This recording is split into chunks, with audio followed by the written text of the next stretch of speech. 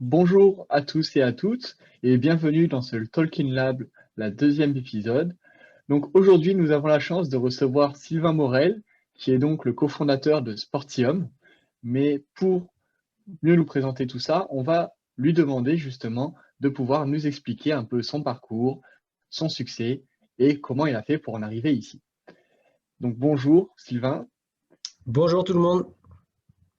Aujourd'hui, donc, on va peut-être commencer par une petite rapide présentation de la société que tu as créée, que tu as co-créée, et de toi, de ton parcours peut-être aussi. Ok, ça marche. Déjà, merci pour l'accueil. Voilà, moi je suis Sylvain, j'ai 39 ans. Je suis cofondateur donc, et directeur général de Sportium.com.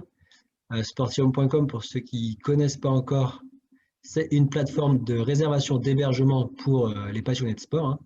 On trouve en quelques clics des hébergements qualifiés sport à proximité des spots. Donc un spot, c'est un parcours de VTT, un spot de surf, de kitesurf ou autre.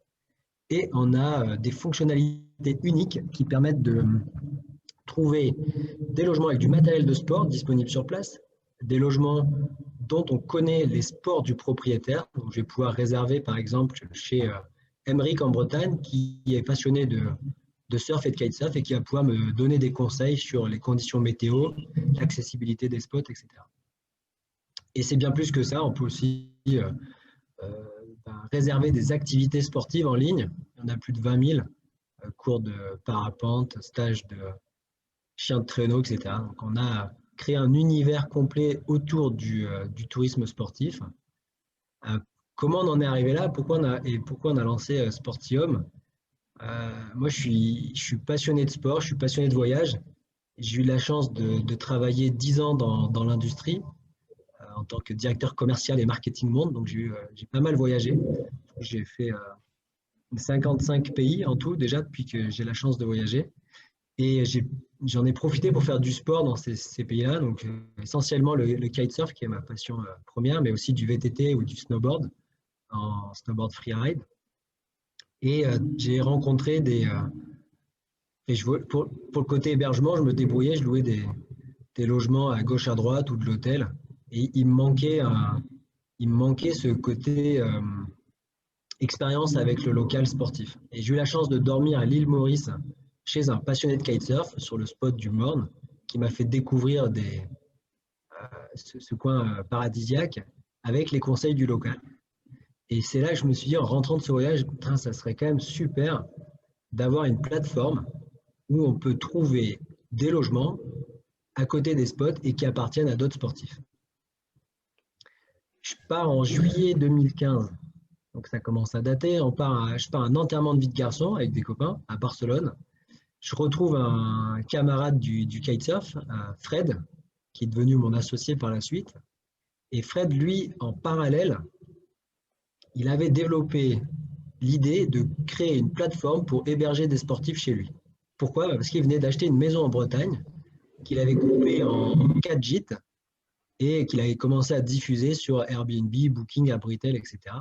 Et les seules personnes qui venaient chez lui, c'était des gens qui venaient voir le musée Paul Gauguin à côté de chez lui. Donc, pas de surfeurs, pas de passionnés de kite, pas de passionnés de VTT. Et il s'est dit, mais comment je peux faire venir ces gens-là chez moi?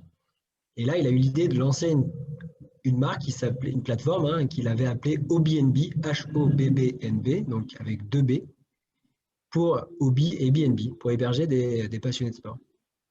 Et en fait, de mon côté, mon projet, pareil, d'hébergement de sportifs, on l'avait appelé Hobbnb, mais avec un B. Et on s'en était jamais parlé. On a réalisé en juillet donc 2015 qu'en fait, on travaillait chacun de notre côté sur un projet similaire, lui en tant que propriétaire pour héberger des sportifs, et moi en tant que voyageur pour trouver des hébergements chez des passionnés de sport. Et là, on s'est regardé dans les yeux, on s'est dit, waouh, c'est quand même une belle coïncidence. En plus, toi, tu es plutôt doué, Fred, en marketing, design et conception de produits. Et puis moi, Sylvain, je suis plutôt doué en management, recrutement, commercial.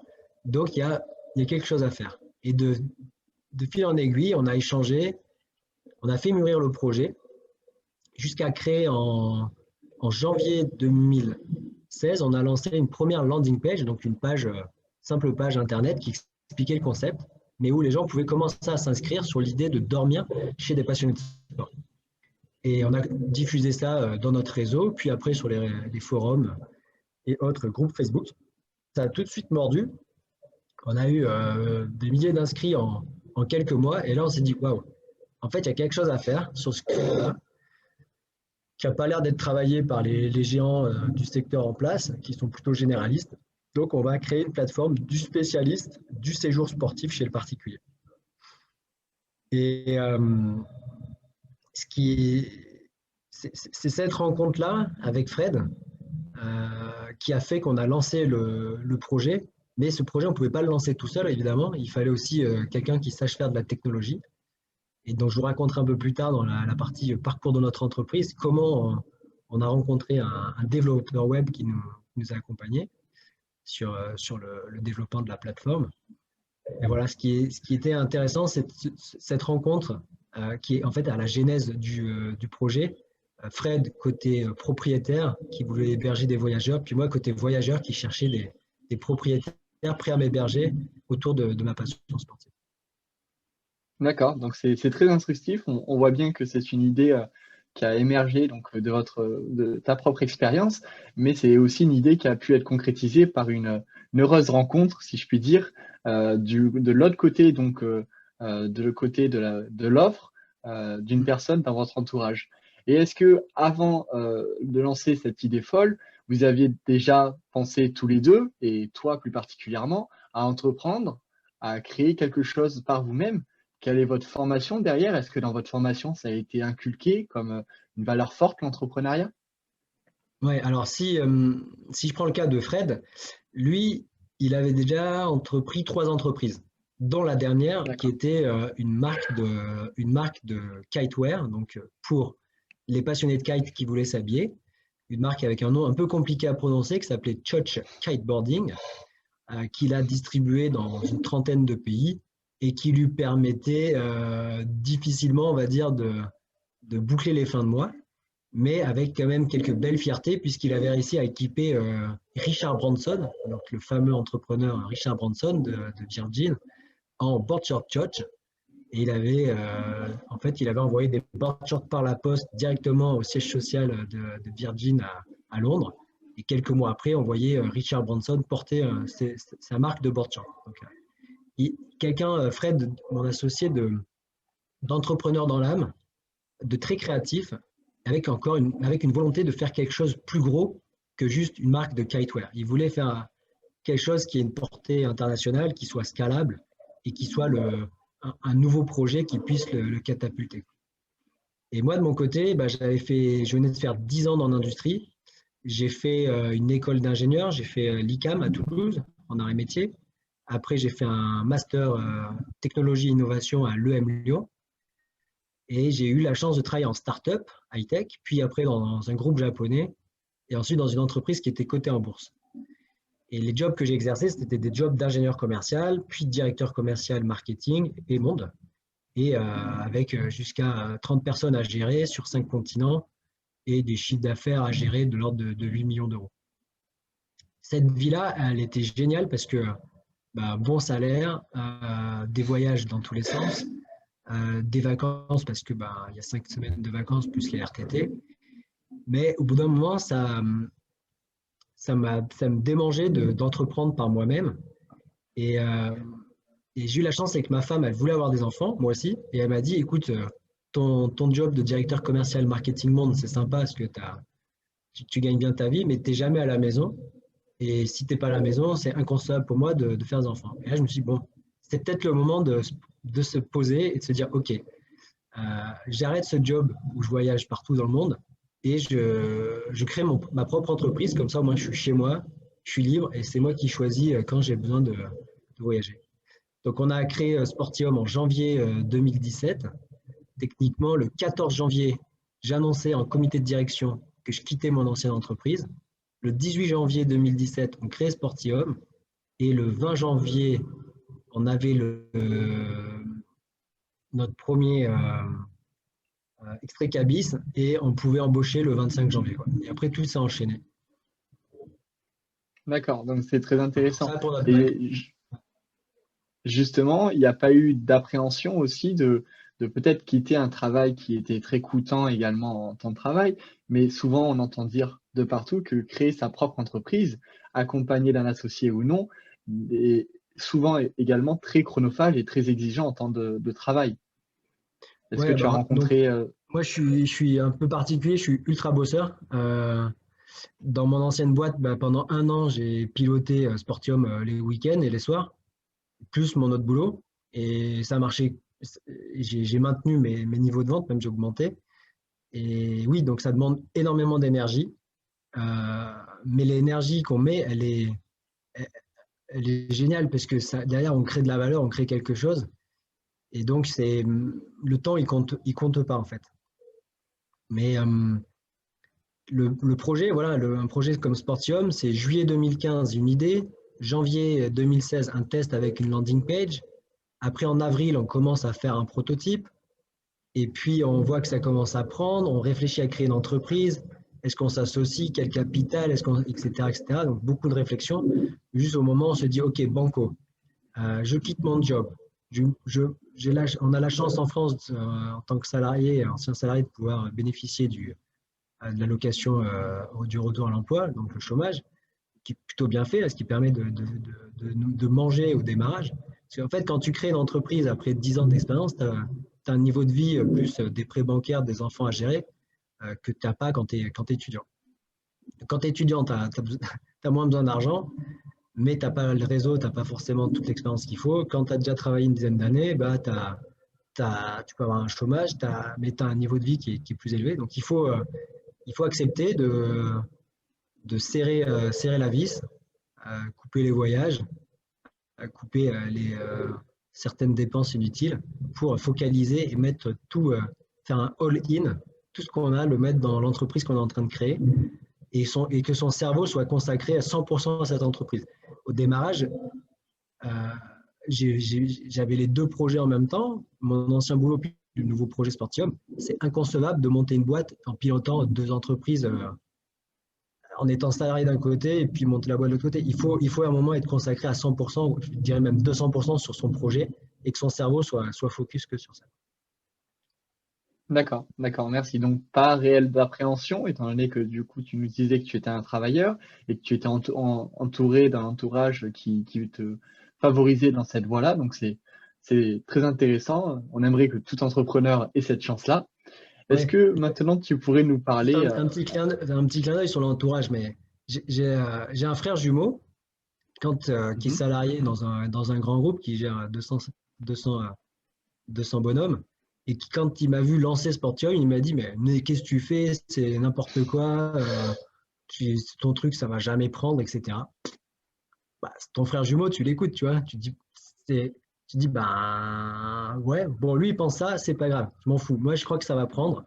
Et bah, tu vois, aujourd'hui, 4 ans après, il est super content, il utilise la plateforme quand il veut voyager, et puis il en parle autour de lui, et quand il voit que ça évolue dans la bonne direction, il est super fier. Et ce matin, j'ai raccroché avec lui au téléphone, il est en train de se poser la question quelle entreprise il allait pouvoir créer et commencer à essayer de lancer cette année. Donc finalement, en fait, de voir quelqu'un entreprendre, ça te motive aussi pour entreprendre. D'accord. Et donc, il est contaminé par cette envie folle d'entreprendre et de créer et de vivre de sa passion en créant de la valeur. Ouais. Très intéressant. Est-ce que tu pourrais maintenant nous dire un peu plus? Tu nous as parlé du début de l'entreprise, de sa création, de l'idéation. Est-ce que tu pourrais nous en parler un peu plus? Est-ce que vous avez été accompagné par un incubateur? Comment ça s'est Oui. déroulé pour vous? Donc ouais, une fois que ce qui est très important, c'est de faire le maximum de choses en anté-création, c'est-à-dire avant de créer ton entreprise. Nous, avant qu'on ait créé, on a été admis au BIC de Montpellier, le Business Innovation Center, qui nous a permis de trouver une subvention pour faire des études de marché, pour gérer le juridique. Donc, c'était près de 12 000 euros financés par la région et la BPI. Donc, hyper utile au démarrage. Et ensuite, on a été adossé aussi à l'incubateur Adoc-Sport pour la partie développement relationnel autour du sport, du ministère des Sports, etc. Derrière, le fait d'avoir le BIC à Montpellier, ça nous a donné du crédit auprès des banques, ça nous a donné du crédit auprès de Créalia, auprès de la BPI, etc. Donc, c'était, voilà, on a une espèce de tampon approuvé par le BIC. Donc, eux, ils nous ont épaulés au démarrage avec nous challenger sur le business model, sur le business plan, sur la mise en relation avec des écoles, etc., pour aller chercher des développeurs web, pour aller chercher nos premiers stagiaires. Donc après, ouais, tout s'est enchaîné très vite. On a créé le 20 janvier, et donc il y a 4 ans maintenant, et je crois que le 7 mars, le 8 mars, on était déjà 8 en tout. On a recruté un premier développeur web qu'on a rencontré un hackathon, au meilleur hackathon de France. Après, on a recruté un deuxième développeur web, puis une stagiaire marketing, puis 2 stagiaires sales. Donc, on a été très vite et on avait anticipé. C'est-à-dire que, par exemple, la stagiaire marketing, on l'avait recrutée en novembre 2016, alors qu'on n'avait même pas d'entreprise, même pas de bureau, et juste un PowerPoint. Mais pour avoir les bons candidats, il faut aller les chercher le plus tôt possible et les fédérer derrière une vision. Et cette vision du tourisme sportif, elle parle à beaucoup de personnes. Et le challenge qu'il y a derrière leur plaisait, quoi. Donc, début mars, on était encore dans les bureaux chez moi. Donc, c'était mon ancien garage au Cress, qu'on avait rebaptisé le Creso Alto, pour faire un petit clin d'œil à Palo Alto. Et de là, quand les 3 autres sont arrivés, qu'on venait passer à 8, on ne pouvait plus tenir dans le bureau. Et donc, on a déménagé au BIC, où en fait, c'est génial parce que tu es dans l'écosystème, tu rencontres des banquiers, des avocats, il y a des réunions avec des investisseurs, il y a des talks, etc. Donc, c'était vraiment utile pour nous et bien pour networker, mieux rencontrer d'autres entrepreneurs qui ont les problématiques aussi similaires. Après, il faut vite créer son univers, hein. Il faut son propre univers, rester focus, hein. Il ne faut pas perdre de temps à se disperser. Et ça, on l'a bien fait. Donc, en 2017, on a créé la plateforme à l'aide de notre premier prêt bancaire avec Créalia, qu'on remercie. Ensuite, on a eu une subvention avec la BPI France aussi, qu'on remercie, pour recruter nos premiers développeurs web. Puis après, premier prêt bancaire avec le CIC, deuxième prêt bancaire avec la BPS, puis troisième prêt bancaire avec la caisse d'épargne. Et ensuite, on a fait notre première levée de fonds de 400 000 euros en juin 2018. Et à cette période-là, on gagnait à peu près 500 nouveaux logements par mois sur notre plateforme. Donc, il y avait un intérêt pour des propriétaires de nous rejoindre pour héberger des sportifs chez eux. On avait cette forte traction sur la partie hébergement qui nous a permis de lever des fonds. Et ensuite, on a continué à accélérer, recruter. On est monté jusqu'à 15 salariés avec les stagiaires, 5 en CDI, dont les 2 cofondateurs. Et là, on a ensuite fait une deuxième levée de fonds de 600 000 euros, qui porte les fonds levés à 1 million d'euros. Et cette deuxième levée de fonds, elle nous a permis en fait d'injecter beaucoup d'argent dans la partie acquisition de voyageurs, puisqu'une fois qu'on avait la techno fabriquée, une fois qu'on avait le parc logement, on pouvait enfin communiquer pour faire venir les gens chez nous. Parce que quand on a commencé à communiquer et qu'on avait 500 logements, il y a eu beaucoup de déceptions. Donc on a préféré attendre, capter le maximum d'hébergement et ensuite mettre les bouchées doubles une fois qu'on avait suffisamment d'hébergement. Et là, on a commencé à accélérer avec une forte traction. On a fait x10 tous les ans. Donc, c'est 1000% de croissance. Donc, en partant, facile, mais c'est toujours bon de vivre une forte croissance. Et puis qui s'est ensuite arrêté avec le Covid, là, en début mars l'année dernière. Et ensuite, on a géré la crise, chômage partiel, gestion de toutes les annulations. Mais ensuite, on a activé des plans, on appelait ça le plan Battle Covid 1 et le Battle Covid 2, parce qu'il y a eu 2 confinements. Et de là, on en ressort beaucoup plus fort, puisque en janvier 2021, on va fêter, on va l'annoncer dans quelques jours, là, le 10 millionième euro. Donc, on a eu pour 10 millions de demandes de réservation sur notre site. C'est-à-dire que les gens ont mis des dates et leur carte bleue pour plus de 10 millions d'euros, qui fait 500, c'est pour 50 000 voyageurs, 300 000 nuitées. Alors bien évidemment, on n'a pas encore tout capté en termes de business, puisqu'aujourd'hui, on en a capté plus d'1 million d'euros de réservations qui sont allées jusqu'au bout. Mais plus on avance dans le temps, plus on convertit. Donc ce qui est bon, c'est que la traction, elle est là. Les gens, ils veulent voyager autour du plaisir du sport. Et maintenant, à nous de faire en sorte que au niveau techno, tout soit nickel, au niveau de la confiance, du trust, etc., pour convertir le maximum de réservations. Et ça marche de mieux en mieux. Là, en janvier 2021, on a déjà dépassé largement le chiffre d'affaires de janvier 2020. Donc, on est sur une tendance à faire près de 80 à 100% de croissance par rapport à janvier l'année dernière. Donc, la reprise est là, malgré le contexte, remontée de ski fermé, frontières un peu limite. Quand tu vas en Guadeloupe, maintenant, tu ne peux pas sortir de ton logement pendant 7 jours. Quand tu reviens, il faut rester 7 jours chez toi. Donc, le contexte tourisme n'est pas facile, mais on arrive à tirer notre épingle du jeu et avec cette position location de vacances entre particuliers et tourisme sportif, on est bien positionné là pour rebondir. D'accord. Donc, tu évoquais justement quelque chose qui peut faire peur à beaucoup d'entrepreneurs aujourd'hui, qui, ironiquement et paradoxalement, peut être vu d'un bon œil pour ceux qui ne s'y connaissent pas réellement en entrepreneuriat, l'hypercroissance. Donc, vous avez été victime et vous avez su le retourner à votre avantage d'une hypercroissance. Est-ce que c'est pas trop difficile de savoir gérer une hypercroissance, savoir où gérer ses investissements? Alors, comme tu disais, vous avez eu la chance d'avoir beaucoup de prêts bancaires, d'avoir beaucoup de financement, parce que beaucoup de personnes ont cru en votre projet, ce qui vous a peut-être permis de pouvoir vous développer autant que vous le souhaitez. Ouais, alors la chance qu'on a sur une plateforme comme la nôtre, c'est que c'est scalable très vite.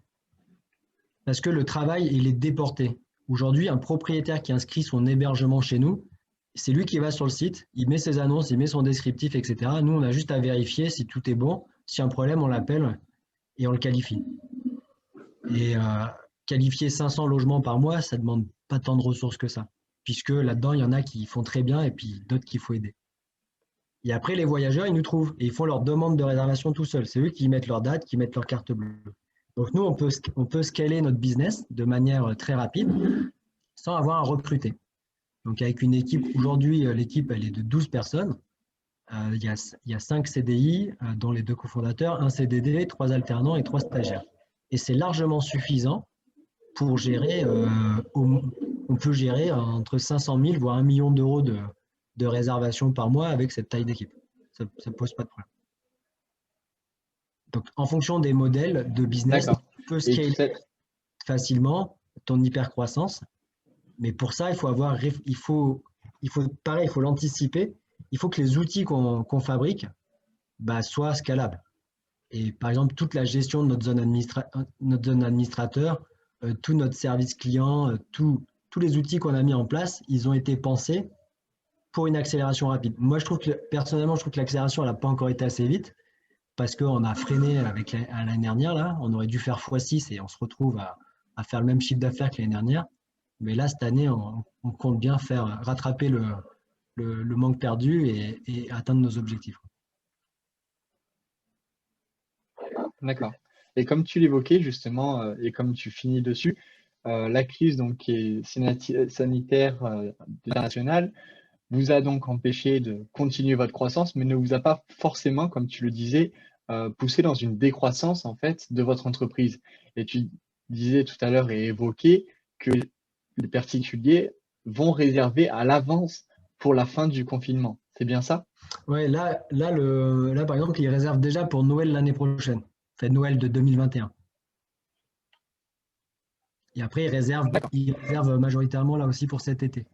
Donc, on sent que, en fait, ce qui est très intéressant, c'est que le contexte actuel fait que les gens ont marre d'être chez eux, ont marre d'être enfermés, donc ils se projettent. Et pour se projeter, il n'y a rien de mieux que de réserver ses vacances pour cet été ou pour juin ou autre. Après, à quelle sauce ça va être mangé? Est-ce que ça va reconfiner ou pas? On ne sait pas. Mais maintenant, l'avantage, c'est qu'on sait gérer ça. Si on reconfine, on a toutes des conditions d'annulation spéciales Covid, on sait comment le manager et on est donc beaucoup plus habile que quand on a eu la première crise. D'accord, j'aurais une dernière question sur cette entreprise justement qui vous passionne et qui nous anime toute cette matinée. Est-ce que c'est difficile de se lancer donc dans le marché de l'offre et la demande d'un point de vue de l'hébergement avec des gros concurrents qui peuvent être peut-être pas spécialisés, mais qui sont déjà bien implantés comme Airbnb ou ce genre de concurrents? En fait, il y a des avantages et des inconvénients. Le, le premier avantage, c'est que ces mastodontes, ils éduquent le marché. Ils éduquent le marché à recevoir une demande de réservation par email, SMS, confirmée en ligne, payée en ligne. Donc ça c'est un plus pour nous. Comme si on prend Airbnb, ça a déjà une dizaine d'années, 12 ans exactement, et c'est connu mondialement, c'est géant, etc. Mais c'est une marque qui est généraliste, qui est transverse et qui ne s'est pas spécialisée aujourd'hui dans le sport. Nous, on vient avec une offre de spécialistes, avec des logements qualifiés, sport, du matos, des spots, des activités sportives, etc. Ce qui fait qu'on arrive à se différencier et surtout à aller chercher des canaux d'acquisition que eux ne font pas aujourd'hui, comme des partenariats avec des fédérations de sport, comme un partenariat avec Decathlon, comme des partenariats avec Sunto, Crosscall, etc. Donc en étant spécialiste, on aura bien sûr un marché toujours plus petit que le leur, puisque c'est une verticale de l'hébergement collaboratif, mais pour les sportifs. Mais on a des coûts d'acquisition qui sont très intéressants, parce qu'on va être sur du long train, on va être sur des partenariats qu'eux ne tissent pas. Donc, ça, c'est un avantage d'être le spécialiste, un avantage que ces géants soient déjà là. Alors après, c'est clair que l'inconvénient, c'est que ces géants-là, ils ont des moyens financiers colossaux. Airbnb a fait son introduction en bourse. Ils ont levé plusieurs milliards. Ils sont présents partout. Donc oui, c'est des concurrents très challengers, mais qui sont aussi parfois fuis par certains propriétaires qui viennent chez nous parce qu'ils veulent héberger chez eux des gens qui leur ressemblent. Et ouvrir son hébergement, ouvrir sa maison, sa location de vacances à des gens qui nous ressemblent, des gens qui sont sportifs comme nous, eh ben, c'est un vrai gage de confiance, un gage de qualité. Et ça, on se rend compte que les gens sont à la recherche de ça. Aussi bien propriétaires que voyageurs, ils cherchent le contact humain avec des personnes qui leur ressemblent. Et nous, le fait d'avoir ce tampon sport, cette qualification dans l'univers sportif, bah, nous permet d'aller faire voyager des clubs des clubs de vélo, par exemple, chez un ancien cycliste qui a monté un gîte, de faire voyager des passionnés de raquettes chez un guide en montagne qui va les emmener faire une sortie raquette le soir. Et ce guide en montagne en question, celui que j'ai en tête, Vincent dans le Vercors, lui, il veut voir personne arriver chez lui de chez Booking.com ou de chez Airbnb. Lui, ce qu'il veut, c'est des gens qui viennent faire une activité sportive avec lui. Et donc, avec Sportium, il trouve son bonheur parce qu'il a cette clientèle qu'il est en train de chercher. D'accord, merci, c'est très intéressant donc de voir que une grande entreprise telle que Airbnb a finalement éduqué le marché, a finalement eu ce rôle assez délicat parfois d'éduquer les mentalités et que malgré tout, vous arrivez quand même à vous faire votre place avec votre spécialisation en vous démarquant justement de cette standardisation dont certains utilisateurs et consommateurs commencent à être fatigués et ennuyés et qui cherchent donc quelque chose de plus précis et plus pointueux comme ce que vous proposez. C'est ça. Donc Et c'était très... pardon, je te coupe, mais il y a un challenge. Le challenge, il est technologique. C'est qu'aujourd'hui, quelqu'un qui se lance sur une verticale de l'hébergement collaboratif, il se doit d'amener le même confort technologique. Il faut une app Android, une app iOS, il faut une progressive web app, il faut un site qui va vite, il faut pouvoir payer en Mastercard, en Visa, en carte bleue, etc. Il faut gérer ses calendriers, gérer la taxe de séjour, les petits déjeuners, les draps, parce que sur les autres, ils le font. Donc nous, d'un point de D'accord. vue conception, bah, c'est facile, on regarde ce qu'ils font et on s'en inspire. Mais d'un point de vue, nous, on a 3 développeurs web, eux, ils sont, je sais pas moi, peut-être 1000 développeurs web. Donc il faut être capable, avec des équipes réduites, d'aller très vite et de sortir un produit qui amène les mêmes fonctionnalités. Parce que le client D'accord. final, Ok.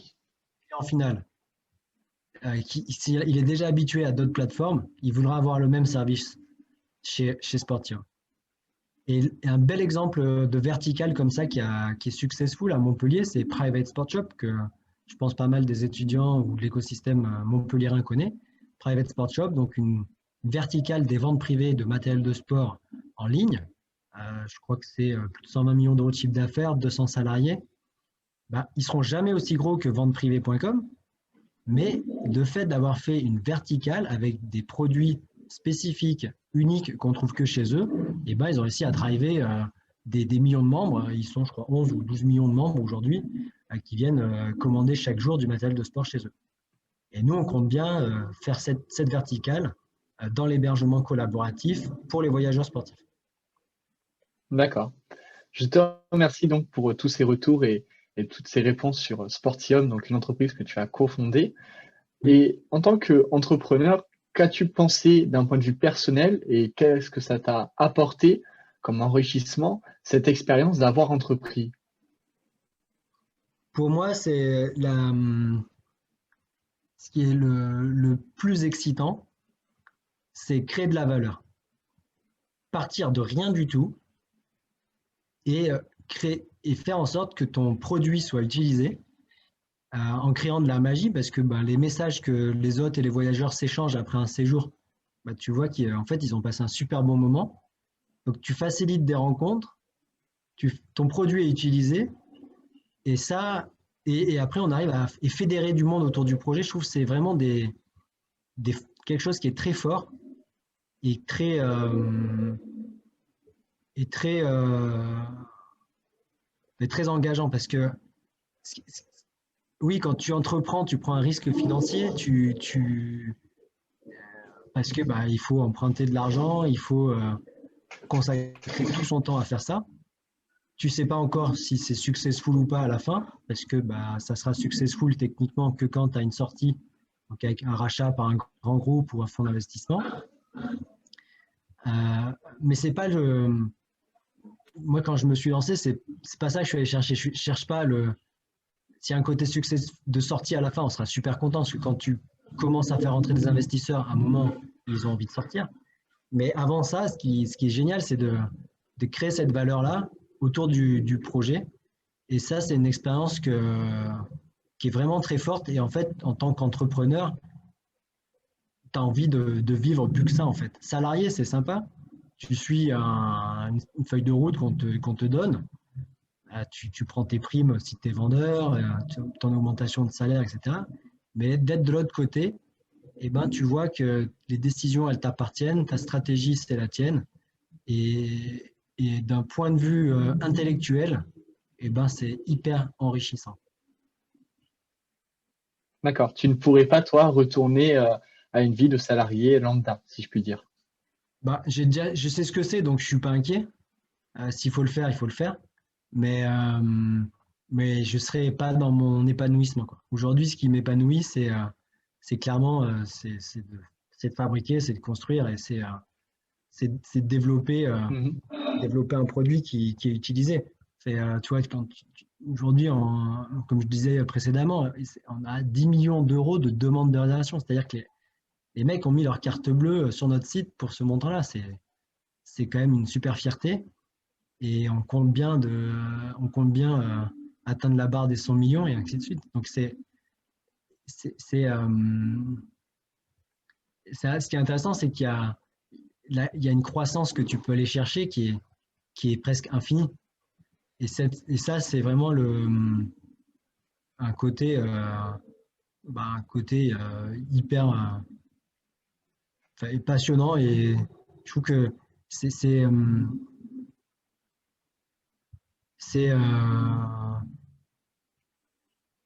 moi, je me vois pas faire aujourd'hui autre chose.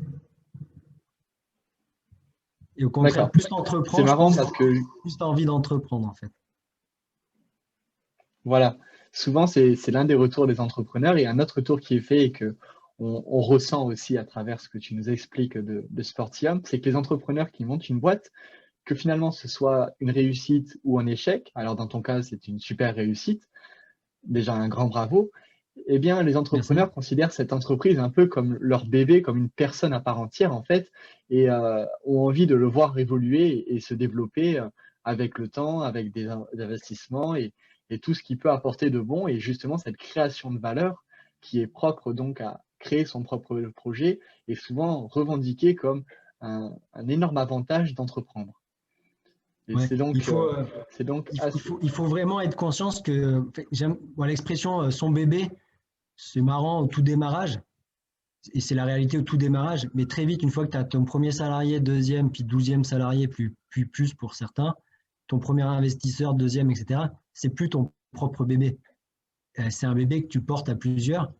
Et je pense que en fonction des projets, certains projets nécessitent de faire entrer des investisseurs, d'autres non. Euh, D'autres, tu peux les développer à deux trois salariés, d'autres, il te faut être 100 salariés rapidement.